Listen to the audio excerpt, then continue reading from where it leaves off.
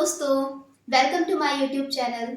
दोस्तों, जैसा कि हम सब जानते हैं कि हमें कोई भी काम करने के लिए एनर्जी की ज़रूरत पड़ती है और ये एनर्जी हमें खाने से मिलती है।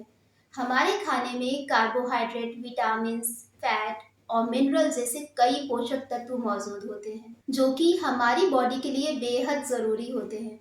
लेकिन हमारी बॉडी इन्हें ऐसे ही एब्जॉर्ब नहीं कर पाती है, तो इसलिए हम जो भी खाते हैं तो उसका ब्रेकडाउन होता है, जिससे कि खाने में मौजूद सभी पोषक तत्व अलग हो जाते हैं और इस तरह हमारी बॉडी उन्हें एब्जॉर्ब कर लेती है। तो इस प्रोसेस को हम डाइजेशन कहते हैं। तो दोस्तों, आज की इस वीडियो में हम जानेंगे कि आखिर हम जो भी खाते हैं वो कैसे डाइजेस्ट होता है, हमारे खाने में मौजूद सभी पोषक तत्व हमारी बॉडी को कैसे मिलते हैं। तो उससे पहले अगर आप चैनल पर नए हैं तो प्लीज चैनल को सब्सक्राइब कर लें और बेल आइकन को प्रेस कर लें। हमारा डाइजेस्टिव सिस्टम एलिमेंट्री कैनाल और डाइजेस्टिव ग्लैंड से मिलकर बना होता है।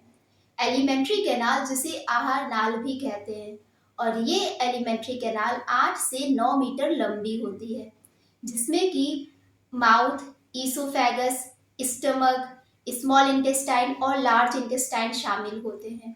हम जो भी खाना खाते हैं वो इसी एलिमेंट्री कैनाल से ही होकर गुजरता है। तो दोस्तों, अगर बात करें डाइजेशन की, तो डाइजेशन की प्रोसेस हमारे माउथ से ही स्टार्ट हो जाती है। हम जैसे ही कुछ खाते हैं तो हमारे दांत उस खाने को छोटे छोटे टुकड़ों में काट देते हैं और हमारी माउथ में कुछ सैलाइवरी ग्लैंड होती है जो कि लार बनाती है और ये लार उस खाने के साथ मिक्स होकर खाने को लसलसा यानी चिकना बना देती है, जिससे कि फूड इजीली हमारे ईसोफेगस से होते हुए स्टमक में पहुंच जाता है। दोस्तों, इस लार में एक एमाइलेज नाम का एंजाइम पाया जाता है, जो कि खाने में मौजूद कार्बोहाइड्रेट का ब्रेकडाउन करके उसको एक सिंपल फॉर्म में चेंज कर देता है, जिससे कि ये हमारी बॉडी द्वारा एब्जॉर्ब कर लिया जाता है। अब ये खाना एक बॉल के जैसे बन जाता है, जिसे हम बोलस कहते हैं। अब ये बोलस हमारी टंग और माउथ की कुछ मसल्स के द्वारा ईसोफेगस में भेज दिया जाता है। हमारी टंग और माउथ की कुछ मसल्स इस खाने को निगलने में मदद करती हैं और अब ये खाना ईसोफेगस में पहुंचता है। ईसोफेगस जिसमें कुछ स्फिंक्टर मसल्स पाई जाती हैं और इन स्फिंक्टर मसल्स के कॉन्ट्रैक्शन और रिलैक्सेशन के कारण फूड स्टमक में पहुंचता है और ये स्फिंक्टर मसल्स खाने को स्टमक से वापस ईसोफेगस में भी जाने से रोकती है। लेकिन दोस्तों, जब कभी ये स्फिंक्टर मसल्स रिवर्स कॉन्ट्रैक्ट करने लग जाती हैं तो खाना स्टमक से होते हुए हमारे ईसोफेगस में पहुंच जाता है, जिसके कारण वॉमिटिंग यानी उल्टी आना शुरू हो जाती है। तो दोस्तों, यही कारण है उल्टी आने का।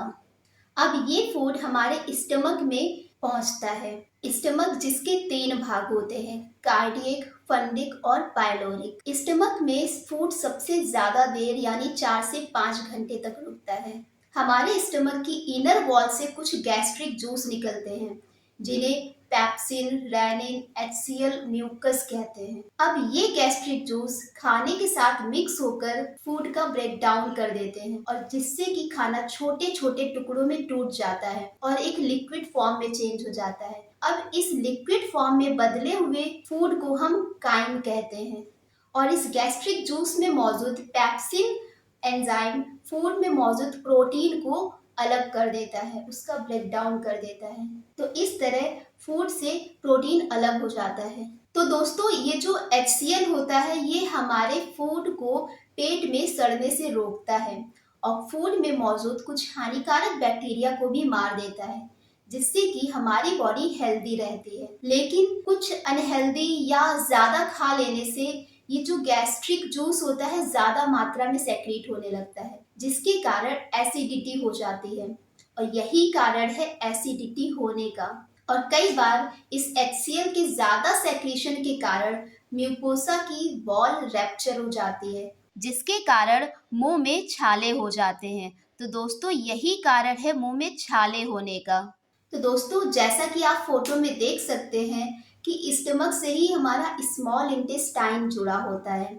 स्मॉल इंटेस्टाइन जिसे छोटी आंत कहते हैं, यह लगभग 7.5 मीटर लंबी और एक क्वाइल के रूप में होती है।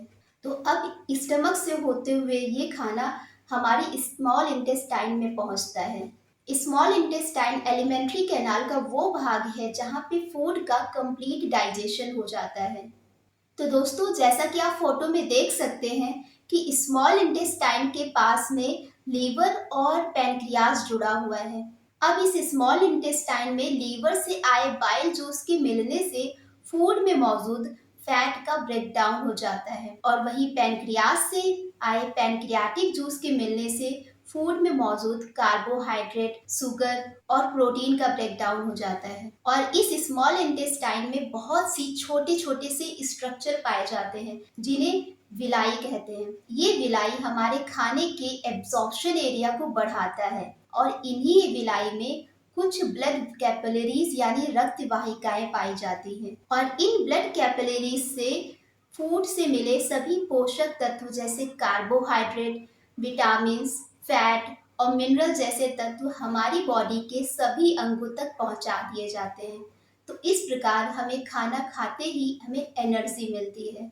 तो दोस्तों, अब बाकी का बचा हुआ फूड हमारी लार्ज इंटेस्टाइन यानी बड़ी आंत में पहुंचता है जहां मिनरल और वाटर का एब्जॉर्प्शन होता है। फूड के डाइजेस्ट होने के बाद ये वेस्ट मटेरियल यानी कि मल के रूप में बड़ी आंत की कोलन में पहुंचता है और ये मल यानी स्टूल लार्ज इंटेस्टाइन के कोलन से एक पेरिस्टाल्सिस प्रोसेस के द्वारा रेक्टम की तरफ भेज दिया जाता है और जहां इस मल को एक कॉन्ट्रैक्शन के कारण एनस से बाहर निकाल दिया जाता है। तो इस प्रकार डाइजेशन की प्रोसेस कंप्लीट होती है। तो दोस्तों, मैं आशा करती हूँ कि आपको इस वीडियो से कुछ नया सीखने को मिला होगा और ऐसे ही इंफॉर्मेटिव वीडियो पाने के लिए वीडियो को लाइक करें, शेयर करें और सब्सक्राइब करना तो बिल्कुल भी ना भूलें। Thanks for watching my video.